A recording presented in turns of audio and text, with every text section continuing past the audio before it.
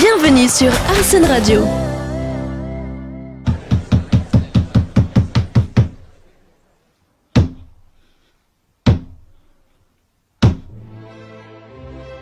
Je fais du théâtre pour ressentir des sensations que la vie ne m'apporte pas. Une phrase, signée Jean Marais. Coup de théâtre est une déclaration d'amour à la scène, aux comédiens et à tous ceux qui aiment la vie, parce que la vie est un théâtre.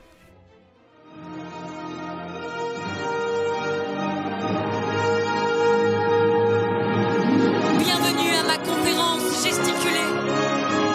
Vegan. Ou presque. Alors, est-ce qu'il y a dans la salle des gens qui s'apparentent à des demi-dieux, des phares de l'humanité, des personnes réalisées, accomplies, qui ont tout compris à la vie, et qui sont donc véganes? Charlotte, une petite calaisienne un peu grosse, un peu moche, pas très fut-fut. Il paraît qu'on peut juger une société à la façon dont elle considère ses membres les plus vulnérables. Alors, arrêtez le massacre des bêtes. Ça peut rendre leur exploitation et leur meurtre éthiquement répréhensibles. Ça peut nous rendre meilleurs, hein, plus justes, plus beaux. Non ? Bonjour Charlotte, bienvenue sur Arsène Radio. Avant de commencer quoi que ce soit, d'abord moi je voulais te remercier pour cette prise de conscience. Comment est né ce spectacle vegan ou presque? Alors ce spectacle, il est né, moi je suis voilà, une militante antispéciste en plus d'être comédienne, et c'est vrai que c'est la question des animaux, de la souffrance animale, du végétarianisme, du véganisme m'a toujours portée et m'a envahie à un tel point qu'au bout d'un moment, je m'engueulais avec tout le monde, en fait. Tous mes amis qui mangent de la viande. J'ai peu d'amis véganes, en fait, peu d'amis végétariens, en fait. Mais ça commence à devenir dur. Ça a été très dur. J'ai fait un burn-out militant. Et je me suis dit qu'il fallait que, voilà, vu que j'étais comédienne, que j'avais la chance d'avoir ce métier pour pouvoir en faire une forme et pour pouvoir prendre la parole et qu'il y ait cet espace, en fait, que je veux bienveillant. Enfin, j'espère que vous n'êtes pas senti, mais si vous mangez de la viande agressée, que je veux bienveillant, mais où je peux, voilà, dire ce que j'ai à dire et où la discussion peut avoir lieu et que ce soit pas dans l'engueulade, que ce soit un endroit artistique. Voilà. C'est vrai que dans un théâtre, on est un peu plus ouvert à l'autre. Comment est-ce que s'est fait cette construction? Comment elle s'est déroulée pour ne pas tomber dans l'extrême et pour rester on va dire dans le milieu, pour que l'autre, celui qui vient te voir, je te tutoie, celui qui vient te voir ne se sente pas, entre parenthèses, agressé.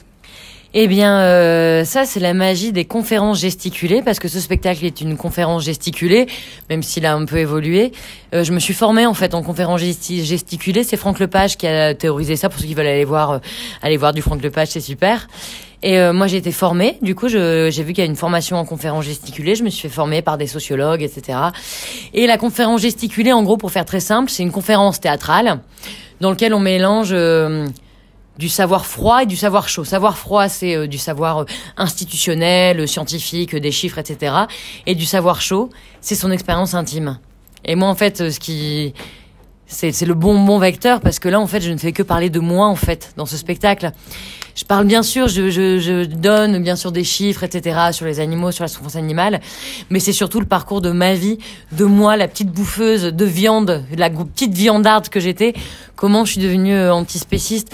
Et quand ça passe par le prisme de l'intime, c'est compliqué, en fait, de braquer les gens, parce que finalement je parle que de moi et de moi, les mécanismes que j'ai eus, et je vous livre comme un cadeau. D'ailleurs, on voit ma vie, on voit toutes mes photos, ma maman, mes sœurs, moi quand j'étais jeune, etc.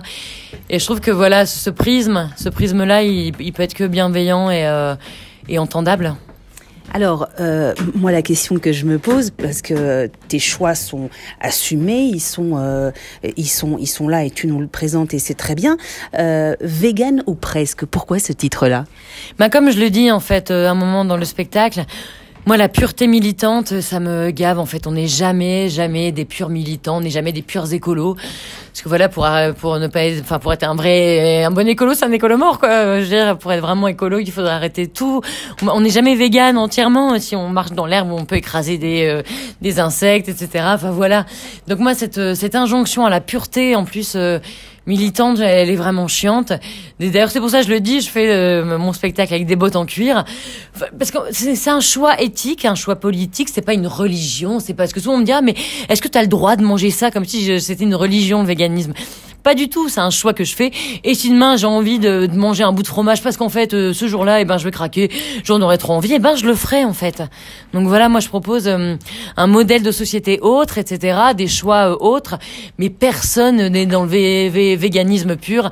Et je veux surtout que les gens viennent s'autoriser à venir cette conférence, surtout s'ils mangent de la viande, en fait, ce que vous l'avez vu, cette conférence, si on est vegan, tous les végans, ils savent tout ce que je raconte, même s'ils ont le plaisir du spectacle. Mais elle s'adresse surtout, donc, cette conférence à ceux qui mangent encore de la viande, qui sont végés. Donc, voilà, pour ça, vegan ou presque. Bon, alors, moi, il y a une petite chose que j'aimerais, sur laquelle j'aimerais avoir des précisions. La différence, parce que très souvent, moi, étant végétarienne, je suis toujours très embêtée quand on me dit, mais, vous êtes végétarienne, mais, je peux vous proposer du poisson. La différence, végétarien, végétalien et vegan. Alors, végétarien, c'est qu'il ne consomme pas de chair animale, mais effectivement, dedans, il y a le poisson. Mais les poissons, souvent, on les met dans d'autres espèces. Alors ça, c'est dû notamment au fait de un peu l'anthropomorphisme. On a beaucoup plus de mal à se projeter dans un poisson.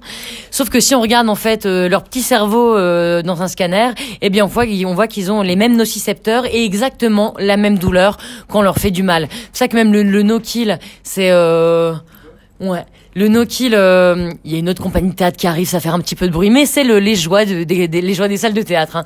Donc même le no-kill, donc c'est-à-dire quand on pêche du poisson, qu'on leur perce la bouche, notamment les nocicepteurs, ils sont beaucoup autour de la bouche chez les poissons. Donc ça leur fait extrêmement mal, même si on ne les tue pas après ça.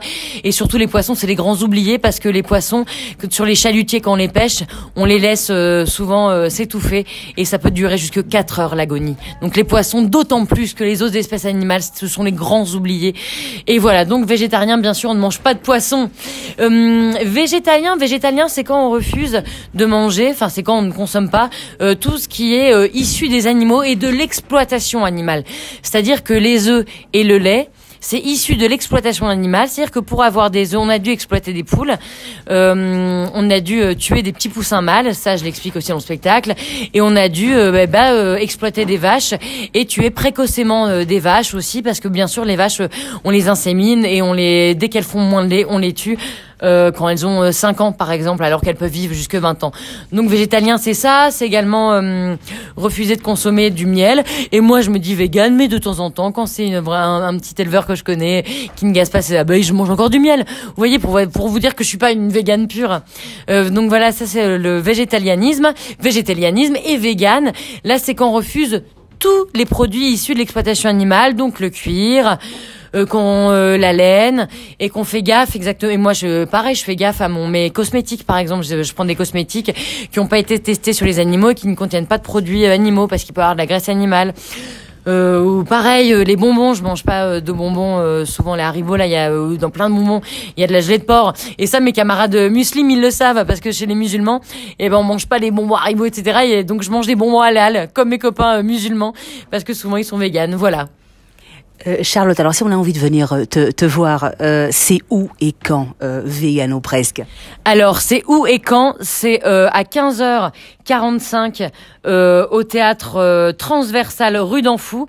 Et c'est quoi le nom de la radio? Arsène Radio. Et si vous dites Arsène Radio, vous aurez une place achetée, une place offerte. Je vais le dire à l'entrée, ok? Bisous à tous. Merci beaucoup Charlotte, et puis un gros bisou à Gabi. On dit pas qui est Gabi, d'accord, mais on lui fait un gros bisou à Gabi.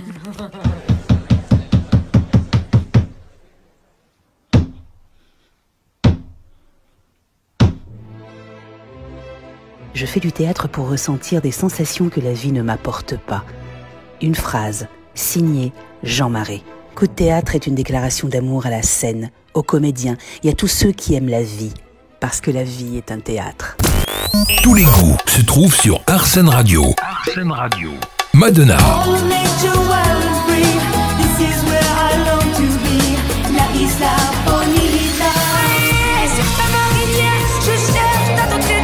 Oshi. Chimène Badi. Entre nous, c'est le temps qui s'enfuit, qui s'en fout. Dire Straits. Arsène Radio.